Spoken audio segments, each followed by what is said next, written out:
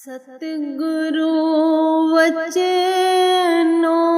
पर चल कर मिलता सुख घनेरा।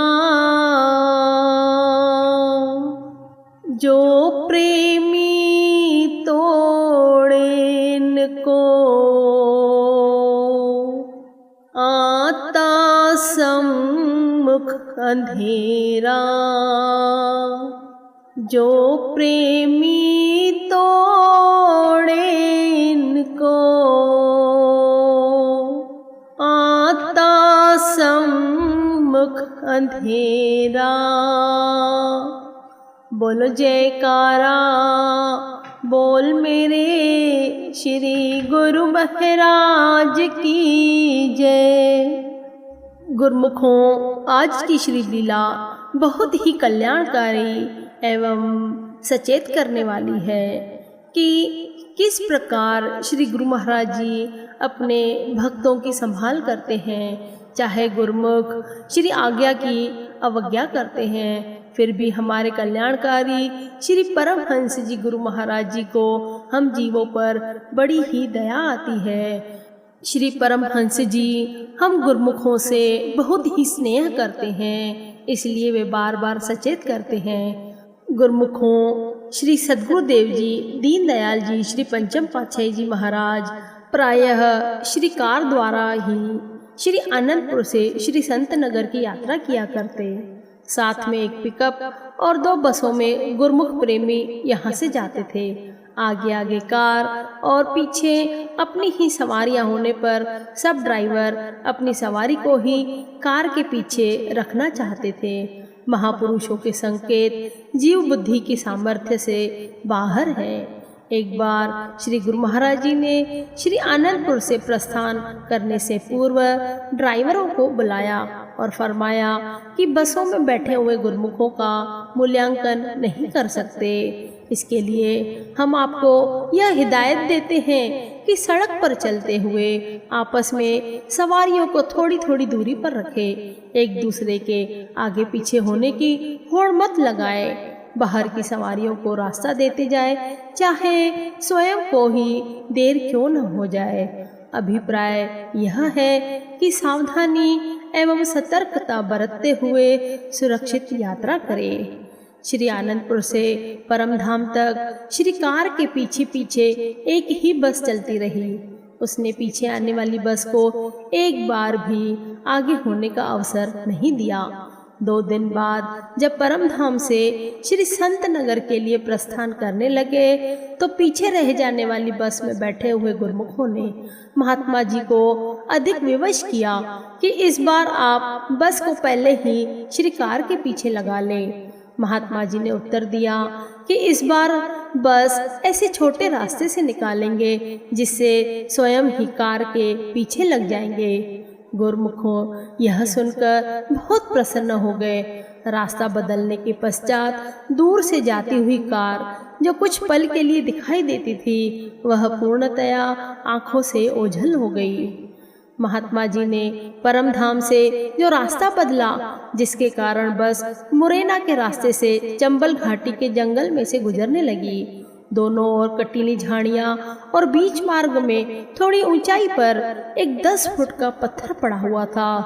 अब न आगे जाते बनता था न पीछे जाते। न कोई आसपास गांव दिखाई देता था और न ही कोई सुरक्षा का साधन। महात्मा जी एक बार तो अत्यंत घबरा गए। सब गुरुमुखों ने नाम शब्द उच्चारण करना आरंभ कर दिया। महात्मा जी एक ही झटके में पत्थर के ऊपर बस को चढ़ाकर आगे की ओर ले गए। आगे कम से कम 100 गज जमीन पर हल जूता हुआ था और जैसे ही थोड़ी दूरी पर दृष्टि गई तो देखते ही दिल दहल उठे। वहां पर झाड़ियों में से हाथों में पिस्तौल लिए हुए 4-5 डाकू दिखाई दिए, परंतु वे झाड़ियों से एक कदम भी आगे नहीं आए और न ही उन्होंने कोई बाधा डालने का संकेत किया, मानो वे जड़वत हो गए हों। उस समय ऐसा ही दृश्य उपस्थित हुआ जैसे कि स्वयं श्री गुरु महाराज जी ने आकर बस को झटके से ऊपर चढ़ाया हो और नीचे उतारा, फिर आशीर्वाद देकर वहीं खड़े रहे। महात्मा जी के मन में उस समय तरह तरह के संकल्प विकल्प उठ रहे थे। ये वचन बार बार याद आ रहे थे कि सतर्कता और सावधानी से सुरक्षित यात्रा करें। नाम स्मरण करते हुए श्री सद्गुरुदेव जी महाराज का आश्रय लेते हुए उस कच्ची जमीन को पार करते समय अभी कुछ ही दूर पहुँचे थे कि देखा पक्की सड़क से श्री गुरु महाराज जी की कार एवं दूसरी बस आगे निकल गई। जब बस सड़क पर पहुंची तो एकदम महात्मा जी का दिल बैठ गया और घबराहट से पसीने छूटने लगे। सब गुरुमुखों द्वारा हौसला दिए जाने पर 5-7 मिनट बाद महात्मा जी ने बस स्टार्ट की और धौलपुर की सड़क पर चलते हुए काफ़ी दूर श्री कार एवं अन्य सवारियों को आगे जाते हुए देखा। महात्मा जी बस को बहुत ही धीमी गति से चला रहे थे और यह सोच रहे थे कि प्रभु जी को मैं क्या मुँह दिखाऊंगा। महाप्रभु जी ने अपने सेवकों की सुरक्षा के लिए न जाने कितना कष्ट सहन किया होगा। श्री संत नगर पहुंचकर श्री गुरु महाराज जी सिंहासन पर विराजमान हुए। शुभ आगमन की खुशियों में ढोल नगाड़े बज रहे थे। सब प्रेमी दिव्य मस्ती में झूम रहे थे। श्री गुरु महाराज जी सब गुरुमुखों की कुशल क्षेम पूछ रहे थे। जैसे ही महात्मा जनों ने मत्था टेकना आरंभ किया, श्री गुरु महाराज जी ने प्रबंधक महात्मा जी को फरमाया कि आज पहले सब बैठ जाओ, केवल जो बाद में बस आई है उसके चालक महात्मा जी को बुलाओ। महात्मा जी ने आगे जाकर दंडवत प्रणाम कर क्षमा मांगी।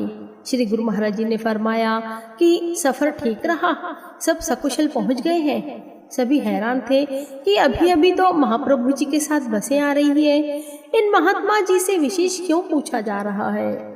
महात्मा जी ने विनय की कि गुरुमुखों के विवश करने पर मैं आपके वचनों को भूल गया, जिससे श्री गुरु महाराज जी को रक्षक बनकर ऐसी दुष्कर परिस्थिति में भी सुरक्षा प्रदान करने के लिए कष्ट उठाना पड़ा। श्री गुरु महाराज जी ने फरमाया, हमें तो कुछ भी पता नहीं कि क्या हुआ, कौन सी विषम परिस्थिति आई।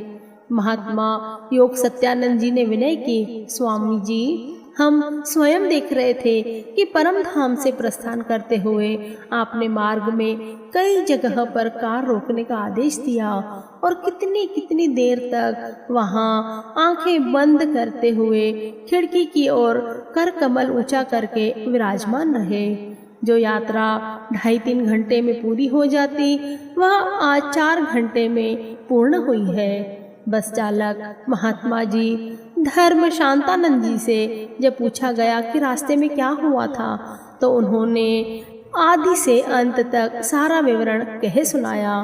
सुनते ही पास में खड़े सब महात्मा जन भौचक्के के रह गए और उन्होंने भी दंडवत प्रणाम कर यही विनय की कि श्री सद्गुरुदेव जी महाराज जी अपने सेवकों पर सदा कृपा दृष्टि बनाए रखें, जिससे श्री आज्ञा का पालन करते हुए भक्ति पथ पर दृढ़ता से चलते जाए। दूसरे दिन श्री आनंदपुर से साथ आए हुए गुरुमुखों को बुलाकर श्री दर्शन दिए। उस समय श्री गुरु महाराज जी ने वचन फरमाए कि गुरुमुख सेवक वही है जो अपने कर्तव्य का पालन करता है और लक्ष्य को सम्मुख रखता है। यह कर्तव्य और लक्ष्य क्या है? सद्गुरु की आज्ञा मौज में चलकर गुरु भक्ति पथ पर चलते जाना ही कर्तव्य है।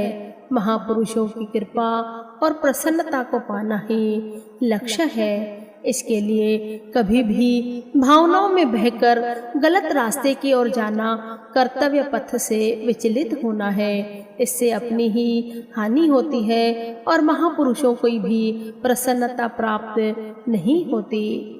जिन गुरुमुखों ने महात्मा जी को विवश किया था रास्ता बदलने के लिए, उन गुरुमुखों ने सम्मुख अपने सारी घटना को देख लिया और उन्होंने श्री गुरु महाराज जी से क्षमा याचना की। श्री गुरु महाराज जी तो बड़े ही दयालु हैं और उन्होंने सब गुरुमुखों पर कृपा दृष्टि घुमाते हुए सबको निज कर कमलों से प्रसाद दिया।